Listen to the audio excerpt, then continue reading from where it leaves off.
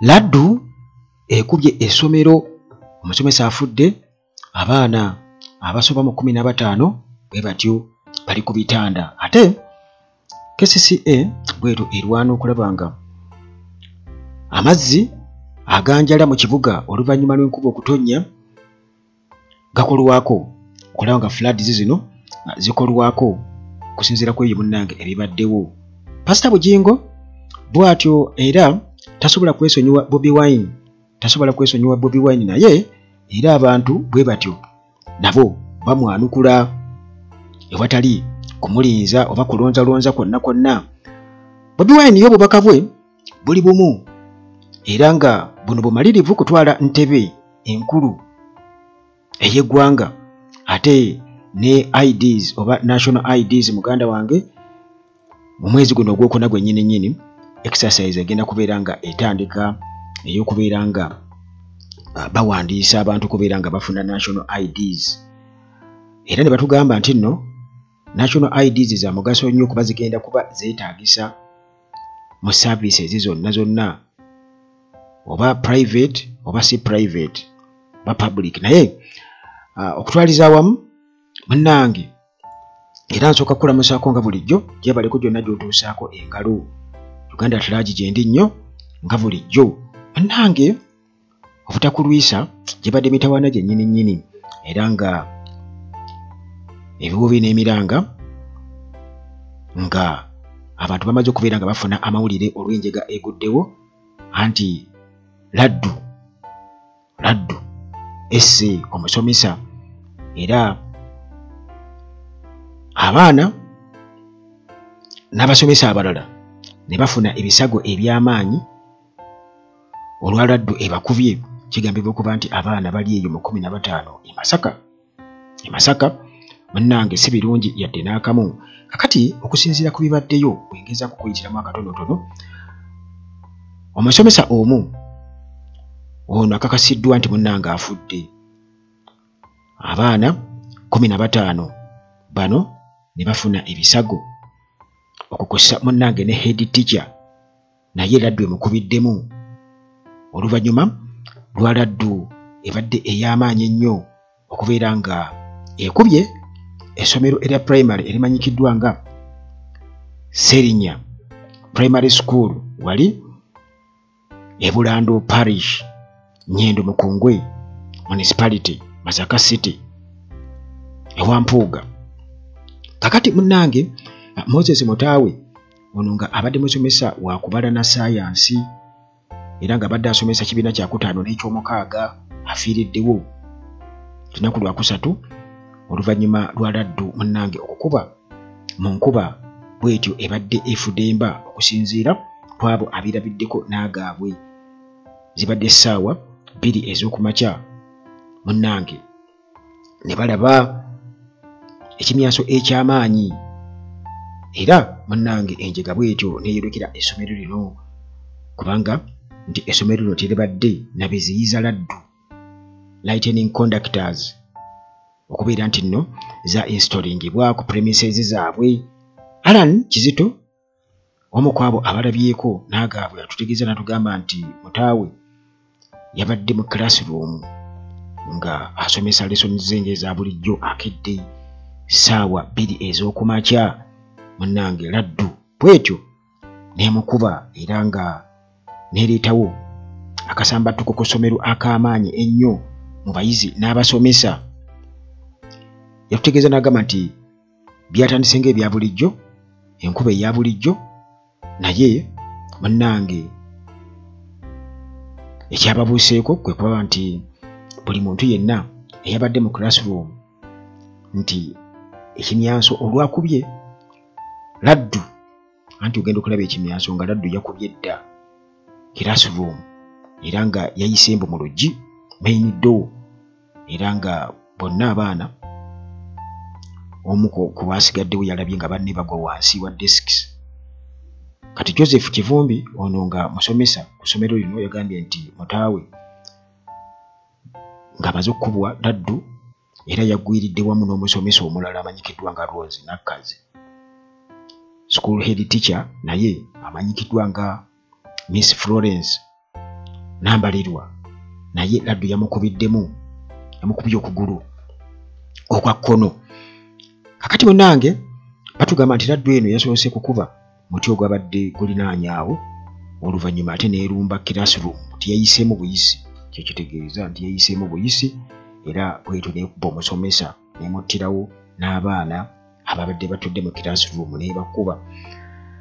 Omwami Joseph Yiga ono nga ye school director era nga ye speaker wa Nnyendo Mukungwe municipality yagambye nti mutaawe yafudde nga bakamutuusa ku ddwaliro erya St. Joseph Hospital Kitovu era eno yabadde munnange addusiddwayo n'abayizi abalala oluvannyuma lw'enjege yaguddewo era n'akakasa n'aga nti munnange kyannaku nnyo okubeera nti baafiiriddwako kolegi waabwe mu incident efaanaganako bwetyo. Naye n'agamba nti ekirungi information gye baafunye nti abaana abalala abayizi ababadde bakoseddwa babadde batandise okubeera nga badda mu mbeera zaabwe era nga 7 ku bo kwabo 15 babadde bamaze okubeera nga basiibulwa okuva mu ddwaliro erya St. Joseph Hospital era nga abalala abasigaddeyo nabo babadde bali mu kuba monitoringa mpola mpola okulaba embeera bweneeba. Naye munnange batutegeeza ne bagamba nti essomero lino teririna biziyiza Laddu oba kye bayita lightning arrester newankubadde nga ministry eya education policy yaayo erikwayaringa amasomero gonna okubeera nga ga-installinga era nga gagarantinga safety ey'abayizi wamu n'abasomesa singa eggulu liba likubye. Omukyala Jane Nakimera ono resident mutuuze era nga muzadde ku ssomero lino yagambye nti enkuba yatonyedde ddala okumala essaawa 2 ng'etonya tesalako era neeyonoona ebirime bingi nnyo ebitooke ensuku ne meter boxes buno bumito busangibwa komiti obwayaka bonna munnange neebwonoona okusinziira ku Laddu nga bwe yakubye birooma amasannyalaze nti era gekikola ki. Naye bw'atyo n'ategeeza n'agamba nti guno mulundi gwakubiri ng'essomero lino likubwa Laddu emyaka 2 emabega nti solar panel ku kasolya k'essomero yakubwa era mu kiseera ekyo tewali musomesa oba mwana yafuna buvune bwonna. Southern Regional Police spokesperson omukulu Twaha Kasirye yatutegeeza n'agamba nti essomero lino terinaba kubeera nga likola formal report tebanaba kubeera ku reportinga incident eno mu bulambulukufu ku poliisi naye bo bagamba nti gendayo ttiimu yaabwe bamaze dde okubeera nga bagitagendeyo okusobola okulaba ki ekyabaddewo era bagenda kutuwa report ku ebyo bye banaba bazudde. Kakati state inspector yasinze okunsesa era ng'ogyeko ekyokufa kw'omusomesa n'abaana okubeera nti bayisiddwawo biraddu naye ate state inspector of schools yasinze okwogera ekintu ekinsesezza ennyo ekineewuunyisizza ennyo. Olwo nno ye Stephen Kakeeto ono agamba nti amasomero gaba galina okuinstolinga lightning arresters naye nti ennamba ennene ku masomero gano mbu tegalina lightning arresters mbu olw'okubanga tebalina ssente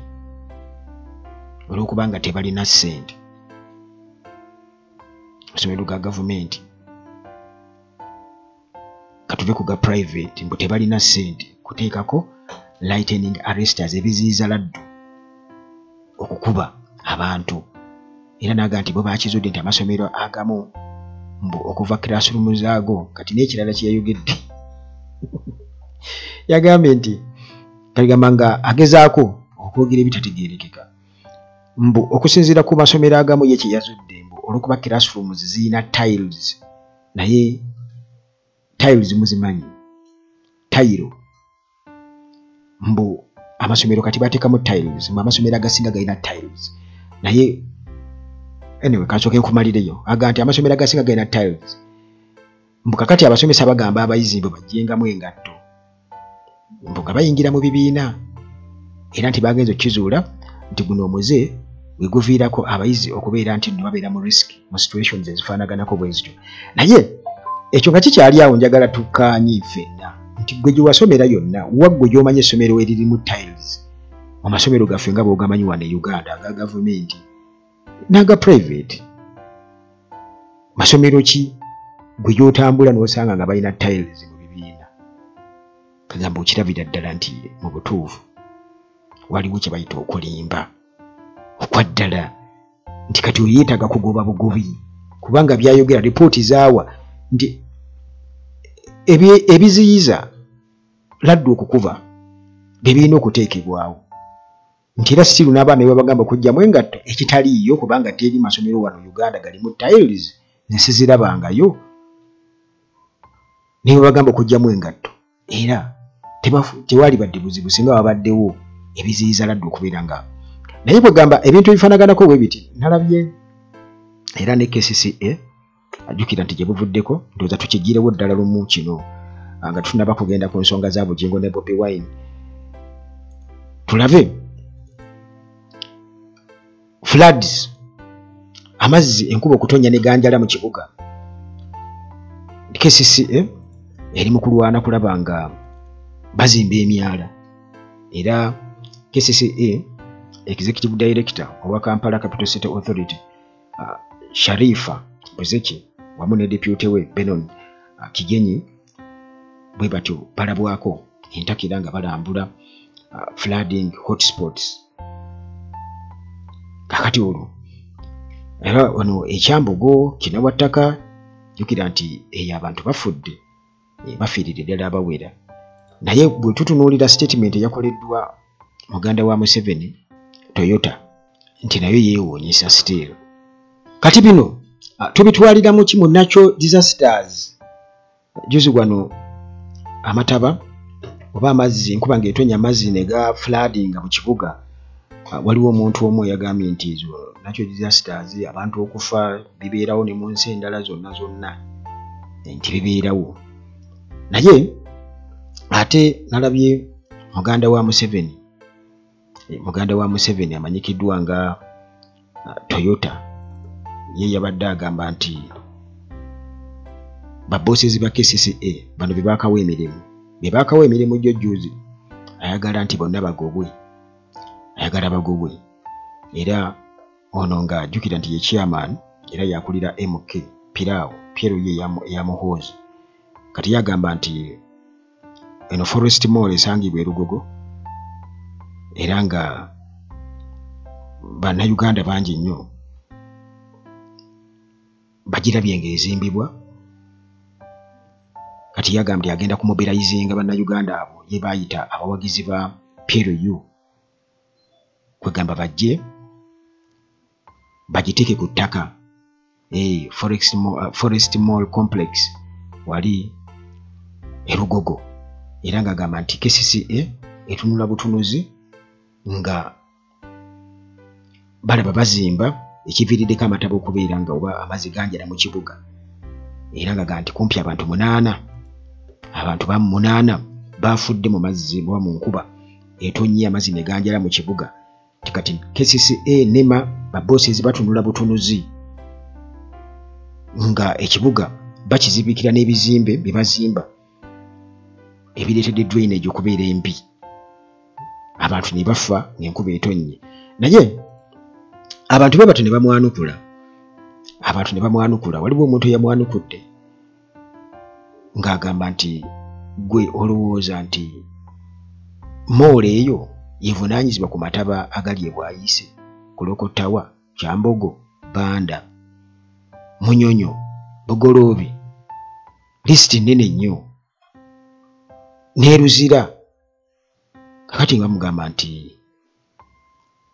ebintu byoyogera fakti yoli yagozezza ekigambo ebinene nnyo bw'ayagambye nti ebintu byayogera biri oba endowooza yagiyise idiotic thinking driven by pathological jealousy mbwalabika awulira ennugu agamba singa Forest Mall efa abagizimba naye kakati baani bazimba ebintu bifaanaganako bwe bityo kale kwegamba abantu bwe batibwe bamwanukudde era kugamba mu myaka yenna emyaka gitumazeewo emyaka kumpi 40 NRM eri mu buyinza ebigenze mu maaso mu kibuga ebitategeerekeka.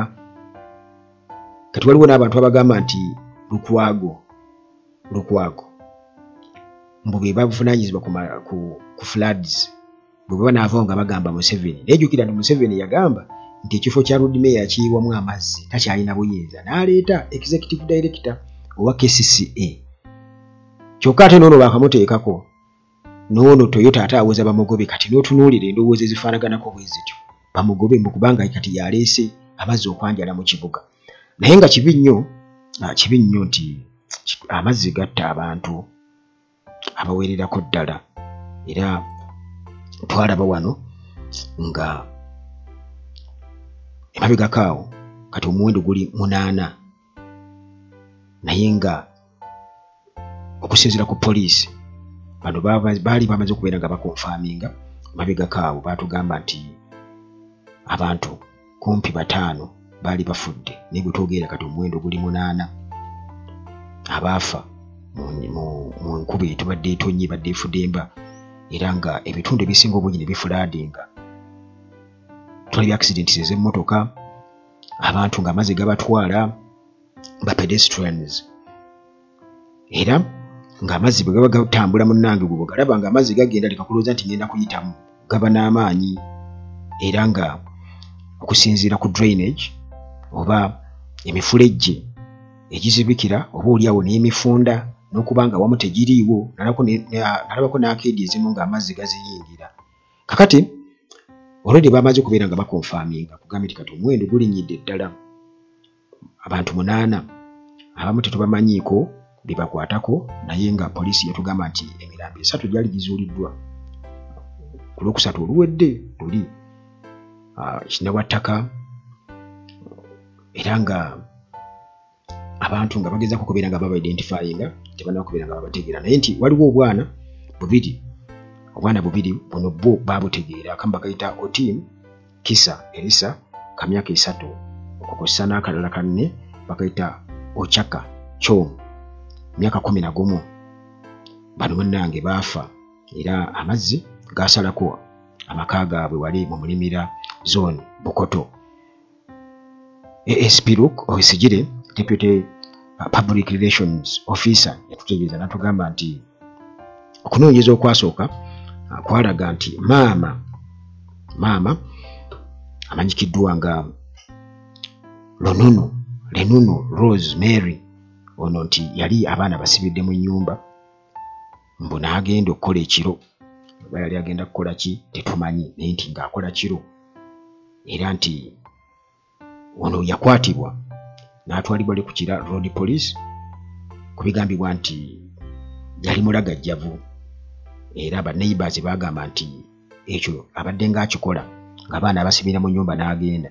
Kati waliwo omuntu omwe yagambye nti kakati bakwata waaki kubanga already omutima gwe mumenyefu afiiriddwa abaana be so nga bali tebamanyi ensonga ebadde mutambuza kiro lwaki single mother ate n'ekirala nti babadde nga bakiraba ng'akikola nga tebaripootinga. Kati essaawa eno bwe bazuukuka okubeera nga baripootinga nti kati baali badde bamuleka kuba already afiiriddwa. Kakati rescue team bwetyo bagenda okwasesinga situation era bwe batyo ne bagezaako kuwaayo okuwa necessary assistance kuyambako naye bwe batyo ng'abantu babakubiriza kuba enkuba oba oliawo eyinza okuddamu ate era n'efudde ema kugambye nti Masaka yiyo laddu yabakubye kale ng'abantu balina okubeera nga beewala okutambulatambula ng'enkuba etonnya okupreventinga accidents. Emmotoka osobola ogipaakinga naye ate w'ogipaakinze wo muganda wange amataba gaba tegajjaawo awo gwe woolowooza nti kampaakinga kuba oyinza okupaakinga w'opaakinga nga nawo kyekimu muli omwo munda mugenda okulaba mugenda owange gwasimbudde nedda. Kakati bodaboda nazo abavuzi baazo bamanyi okubeera n'emputtu alaba amazzi gasala ate ayagala ayisewo omusaabaze oluusi omusaabaze amugamba tugende amazzi gajja kubatwala temubaaga kurosinga nguudo zemutategeera mubaamu ebinnya musobola okugwa mifulejje egitaliiko bisaanikira ne muyita omwo ne mugenda. Kakati munnange kitegeeza nti abatuuze balina okubeera nga at least baba basobola okusigala ewaka ng'enkuba etonnya.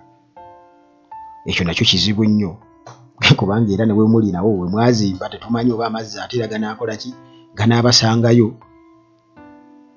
Abaana temubaleka mu nnyumba naddala mu budde kati buno obuli extreme.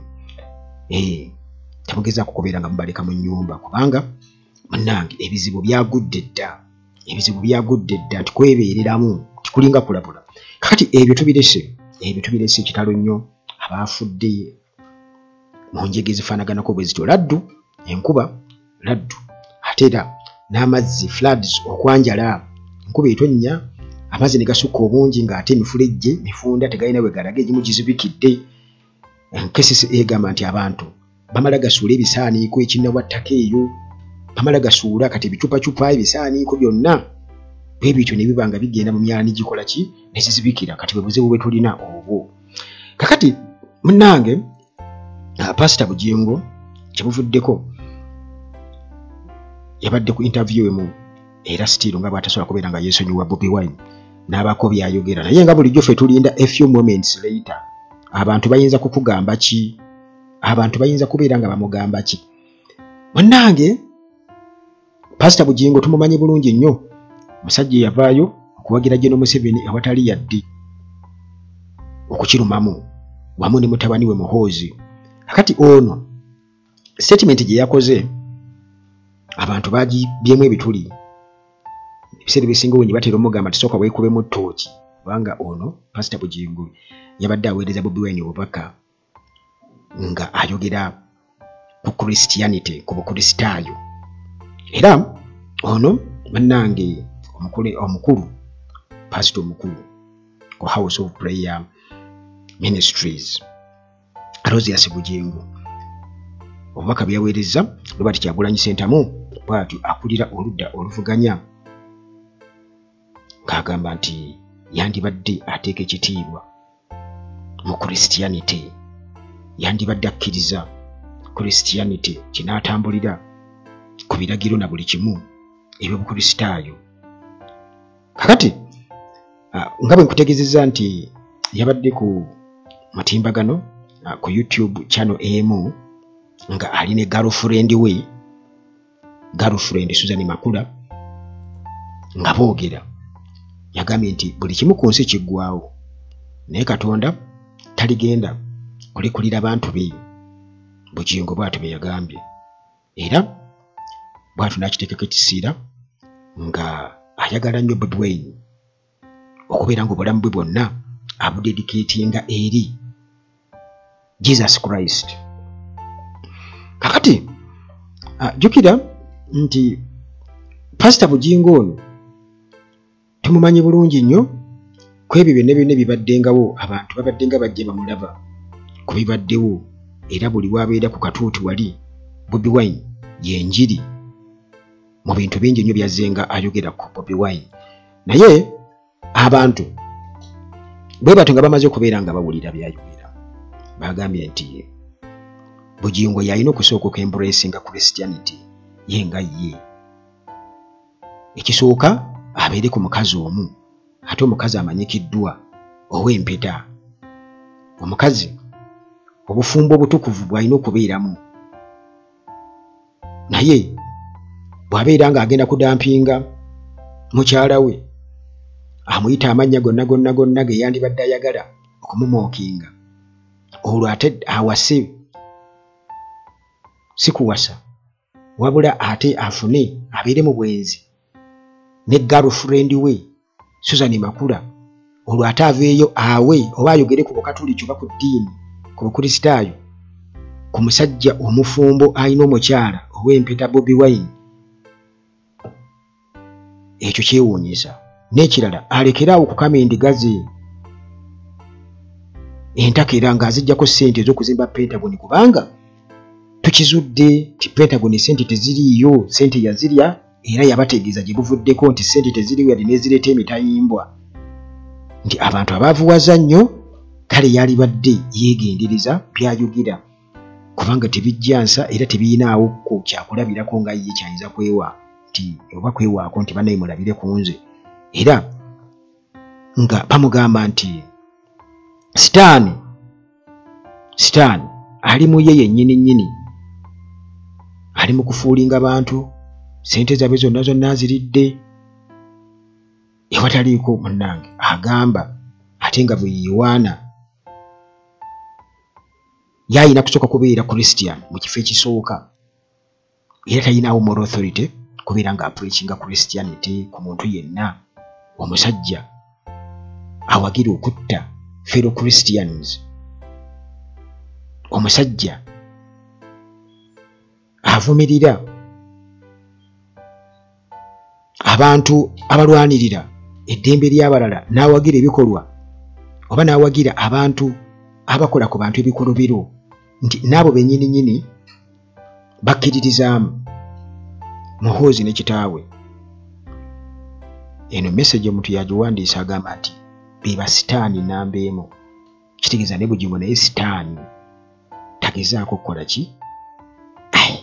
Bannange bamugamba nti olina okulaga accountability, tonnagiraga. Bali ku Pentagon. Kakati ebyo nga tumaze okubeera nga tubiwulira, still Bobi Wine nga bwe nabategeezezza nti yabadde ku NBS, era obubaka obumu ku bwe yawadde yategeeza n'agamba nti nope si opposition, nope option, era ng'ekigendererwa kubeera nga munnange batekinga over government, so si bu 444 nti tubeere mu opposition bakulonde ku MP bakole batya nga Museveni bw'ayagala nti opposition ebeeraawo bw'etyo, nti baagala kujja Museveni mu buyinza. Baagala kujja Museveni mu buyinza, era yagambye nti ffe nga nope tetuli wano kutwala bu 444. We as nope, we are not here to for positions. We aim to take over the government. Kakati ebyo singa omukulu nga Bugingo abitegeera bulungi nnyo nti ebintu byalimu simanyi ebyebisiya byasimanyi ebyabiki kubanga alandukira ku buli kimu yandibadde akitegeera. Naye ekikulu kya byonna abantu bamugamba nti gwe toli kyakulabirako era tolinaawo moral authority yonna, tosaanidde kuvaayo kwogera ku bintu bifaanagana ng'ebyo, tokyali muntu, wafuuka sitaani awedde emirimu. Kati munnange eyo nga tuvuddeyo, kyenjagala mumanye nti national IDs exercise egenda tandika okubeera nga baaninyowinga era mu mwezi guno ogwokuna, era abasuubuzi basanyufu nnyo kubanga abamu babadde bablokingibwa, babadde bafuna obuzibu okubeera nga bafuluma okuva wano okuva mu ggwanga, kubanga jjukira nti national IDs is expiring, eyange ya expiring nno mu December olwo.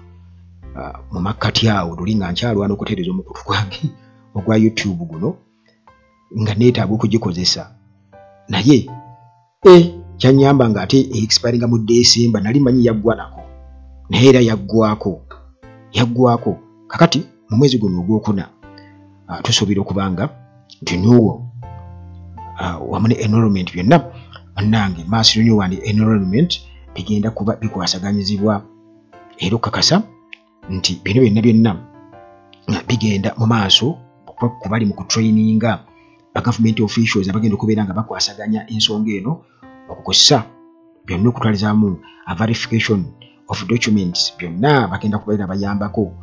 Kakati munnange batugamba ku nsonga eyo nti bino biva mu Ministry of Internal Affairs, balangire bagamba nti Uganda, wano mu Uganda oba bannayuganda bonna mujja kuba mwetaagisa okubeera nga mubeera ne national IDs, era nga mwetaaga okuba ne national identification numbers oba NIN. Olina okuba nayo okwakisesinga services zonna, both public and private.